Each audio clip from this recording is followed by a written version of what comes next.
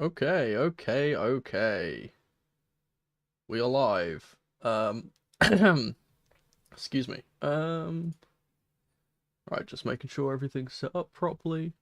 It's been a while since I've done one of these because of certain things getting in the way of the last couple.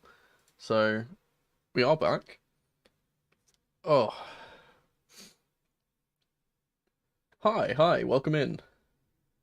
Everyone caught their breath because I sure haven't. Oh my goodness, what a game of football.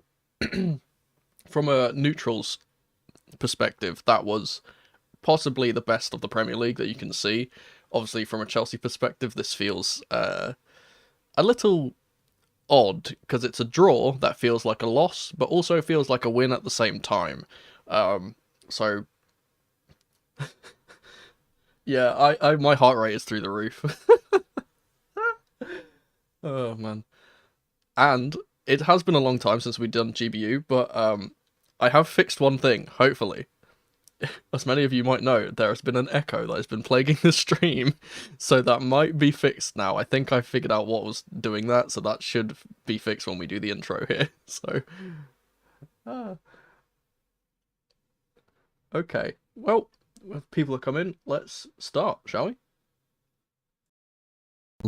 Lads, lasses, and the rest of the masses, welcome back to the channel. I'm Mono from Mono CFC, and this is GBU Live. W intro? Was the echo there? I don't know. See, I can't hear it twice because I only get to hear it once. The cover picture is still versus Arsenal. Wait, that shouldn't be. Hang on a second. Thank you for telling me. Hang on. One sec. I'm gonna go back to the I'm gonna go back to the intro. I'm gonna go back to the intro screen for a second. One sec. Let me fix that. Thank you for telling me. Can you tell it's been a long time since I've done this? I think I definitely changed the thumbnail, but it did not change. That's fun. There we go. There we go. That should work. Okay. That should be working now. Cool. Anyway, welcome to GBU Live. As I said, it's been a long time since I've done this, but I have a lot of things to talk about for this one. As you can probably tell, when a game has 8 goals in it, there's always a lot to talk about. I do only have one thing for uglies, I have 2 things for bad, and then the rest are all goods, which sounds a bit weird considering how sour the taste is from this game. But we'll just get straight into it. Let's start with the first good. And then I'll go across to the bads and then the uglies and then go back to goods like I usually do, like keeping this positive as I always say. The first person I'm going to be putting in the good box is one and only Thiago Silva. Now, I left him out of my lineup, and I should say, a lot of my lineups aren't my personal preference, they are just decisions that I think that Poch will make. As we've seen in the past, that Poch has opted to play more aerially dominant centre-backs in recent times, which is why Disasi played, and I didn't expect Thiago Silva to play. In fact, I was actually kind of surprised that Cucurella played, because I thought that he could have played Colwill in this as well. But I will say he was unlucky for one of the goals, but I don't put that against him. You have to get your body in the way. We'll get to that anyway. But scoring for us from a corner, and credit goes to Cucurella, and I think was it Palmer? It was either Palmer or Gallagher, I don't know which one, made blocking off so Thiago can get the goal at the front post. Obviously, I'm basically putting like I'm gonna be putting like half of our team in this box because we played really well, and to be honest, we deserved to win that game. There was in no way was this game a fair game. I'll get onto that later, but yeah, Thiago coming up, obviously he was phenomenal in defence as usual, as much as he could be. Obviously, as I said, the deflected goal, you can't really do much about that. And he gets his goal, and he kind of proves me wrong in a way, because I was talking about him not being very aerially good, and then he scores a header, so there we go. A slap in the face for Mono, I guess. Let's move directly into the goods, because I mentioned one of the people that I'm going to be putting in here just then, and that's going to be Cucurella. If I can find him. There he is. Now, I put him in here because, as you know, this is the medium box. I think he played well up until a point. I'm not going to put anything against him for the quote-unquote penalty. We'll get onto that later, because I don't think that's his fault in any way. But the reason why I've demoted him from here is just the fact that he kind of lost his head after getting that yellow, and yeah, maybe the yellow affected him a little bit in how he defended, but he was just running up the pitch. If you saw me on, oh, wait, sorry, hang on, wait, I've just seen someone's just sent a super chat. Thank you so much. Sorry, I completely forget that you guys can do that. Let me finish my thought. I'm too ADHD to remember what I was saying. But yeah, Cucurella he does this a lot where he presses really intensely, and sometimes it works and sometimes it's very easy to play around. And I did say in my preview that we had to press smartly, because if we pressed really, really aggressively, then City were just going to play around us. And a lot of the times in that second half, especially, he was just running up the pitch and just leaving space in behind. And I think I think it was the first goal actually that they scored in the second half, the third goal that they scored, that came off the back of him running halfway up the pitch and then just breaking straight through him. So that's why I've demoted him down slightly from where he would be. I'm not going to put him in ugly, because again, I think the yellow card probably affected how he was defending, and he shouldn't have been given that yellow card in the first place. Speaking of let's get into the uglies, and I think everyone in this chat knows exactly what I'm going to be putting in here, because it seems to happen every week.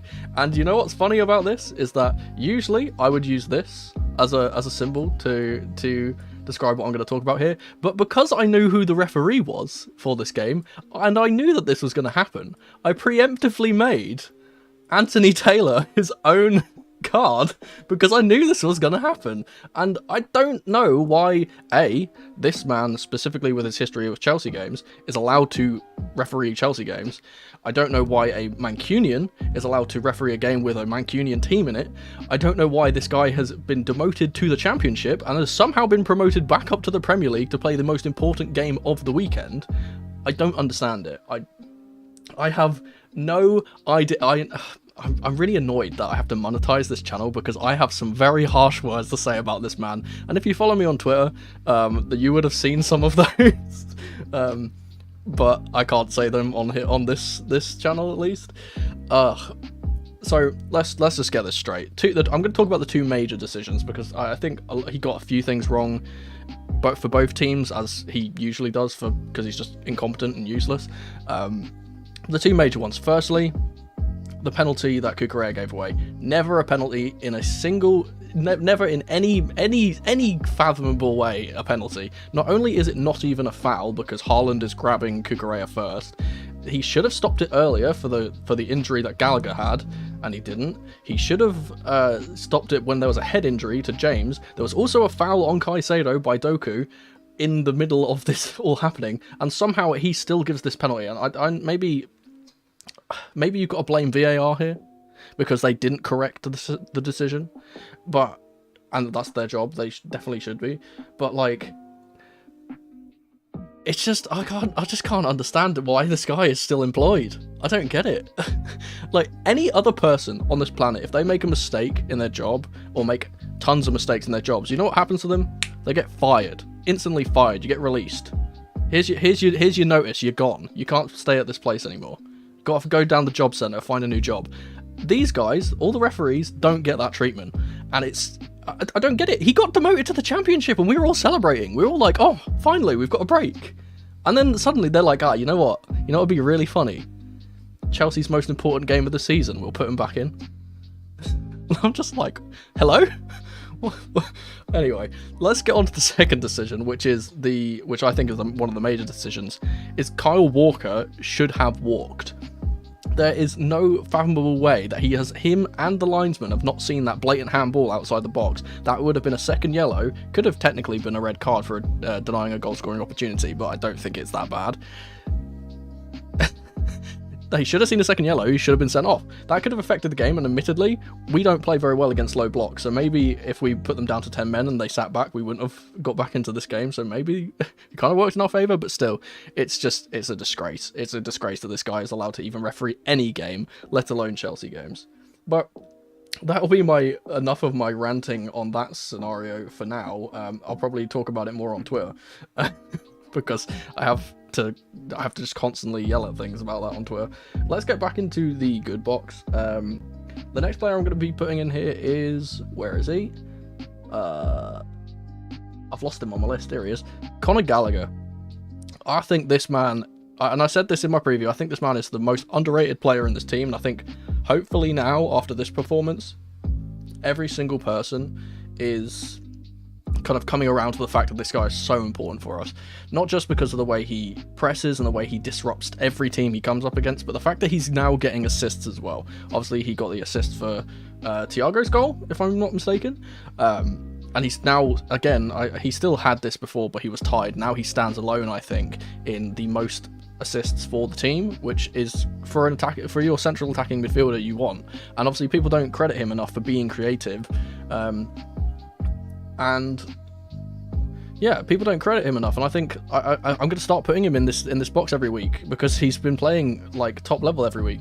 And in comparison to the other two midfielders that were on the pitch, which is what I'm going to now be talking about in the next bad, is Enzo Fernandez and Moises Caicedo. These two were really, really off the pace, like really, really off the pace today. Enzo especially. I think Enzo has genuinely could be further, like, crossing over into this territory with how slow he was, but his first half performance was a lot better than his second half performance, which is why I've put him in here, because I think he kind of redeemed himself a little bit with that. But these two were just not on it today, and it's just a surprise when I said that I thought that the midfield was going to be so important in this game, especially with Rodri, with Kovacic eventually coming on late on. And actually, that's a thing which I will be talking about in my tactical breakdown after the game, is how City set up in a little bit of a different way than I thought they would. And in fact, there was actually a Kanji that kind of went into that John Stones role, where they kind of half CDM, half centre-back, which I didn't expect. As I said, I'll talk about that more later, but especially when you have they had just a centre-back and Rodri in the midfield, you'd expect these two to completely dominate those two.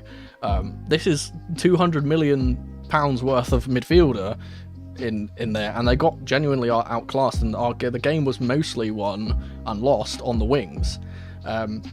Let's talk about the wings, because that leads me on to my next point. My next good is going to be Raheem Sterling. I think against his old team, he was super motivated to win this game, and you could tell. And it's actually really funny, and I love this.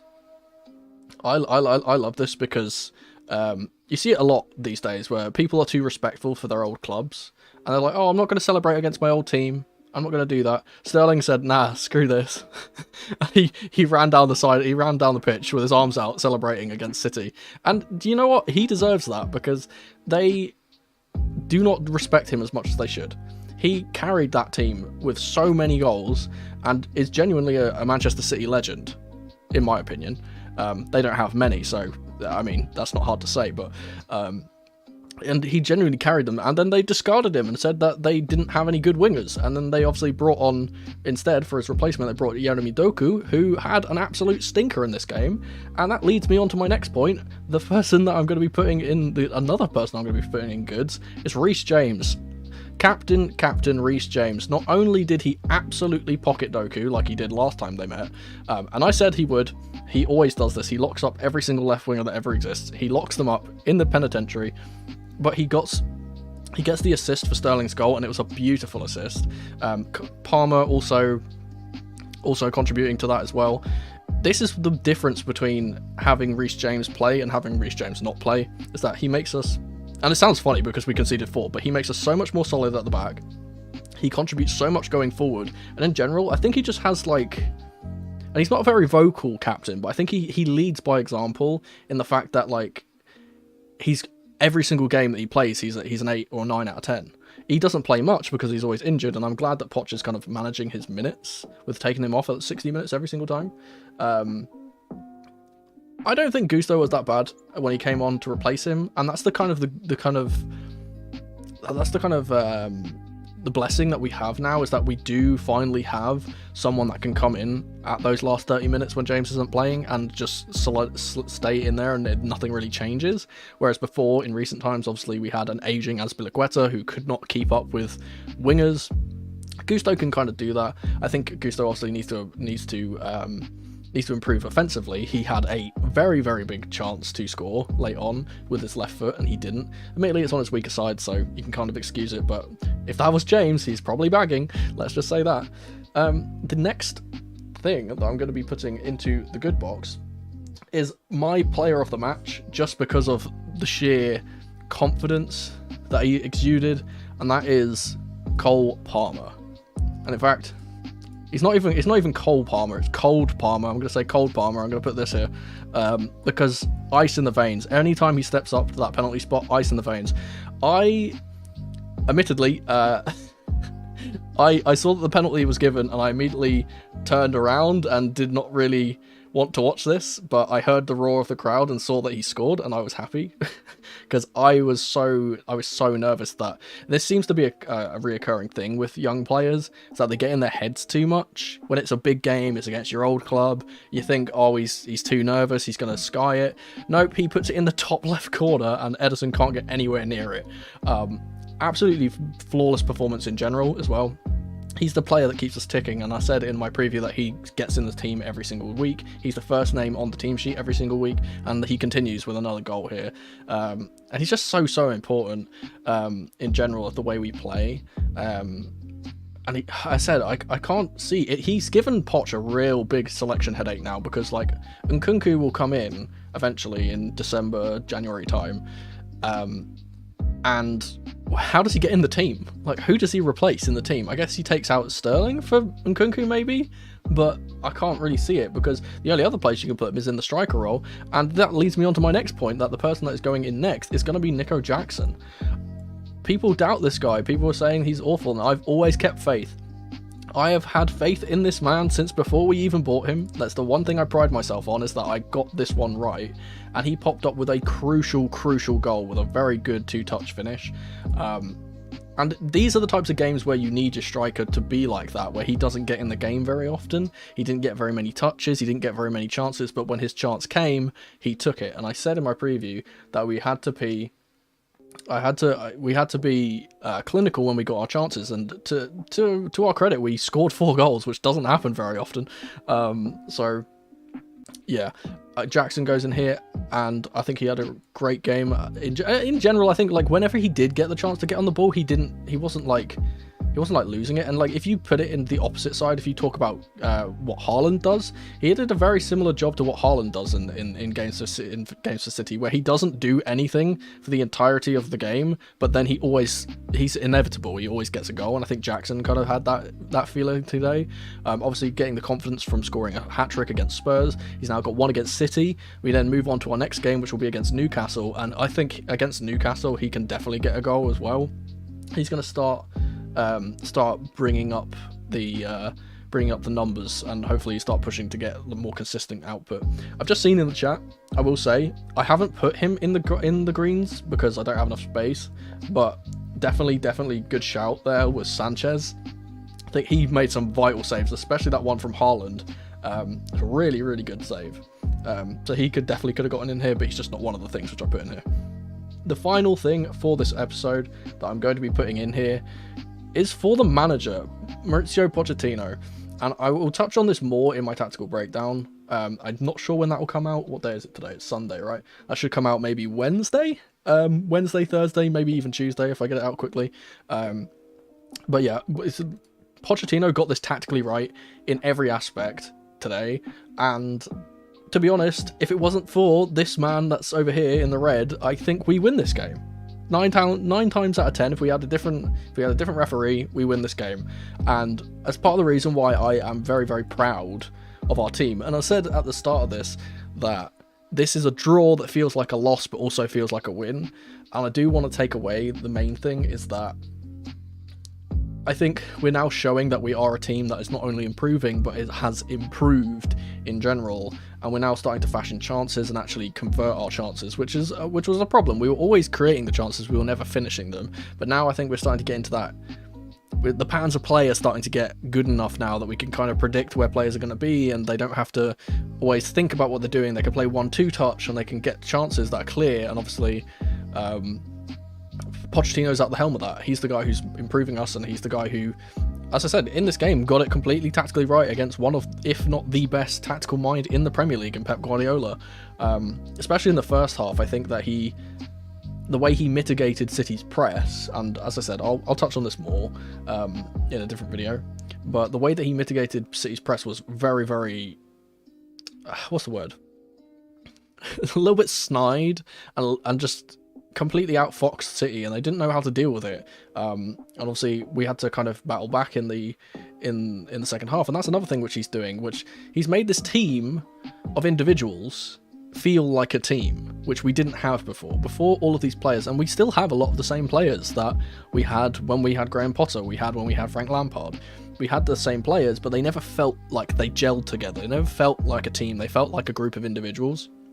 Now Pochettino has got everyone singing from the same hymn sheet, and that's one of the things which really, really far back in the day, in one of my 5 things videos, I highlighted that I think he needed to do.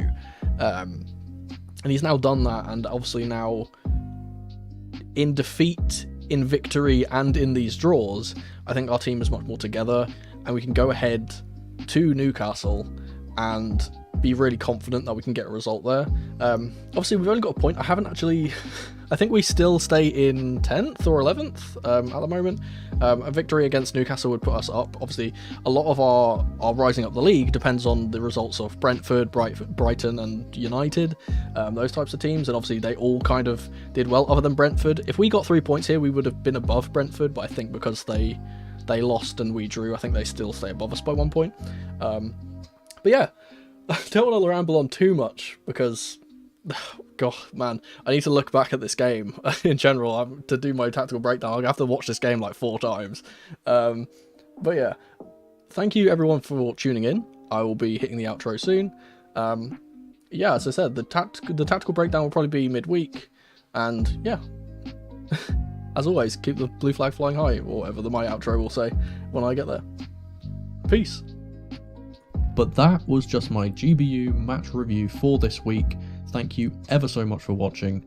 Let me know your thoughts on this match in the comment section below, and if you'd be so kind, subscribe to the channel and leave the video a like if you enjoyed.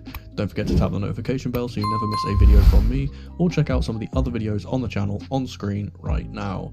I've been Mono from Mono CFC, and remember, in the rain or in the dry, keep that blue flag flying high. Come on, you Blues.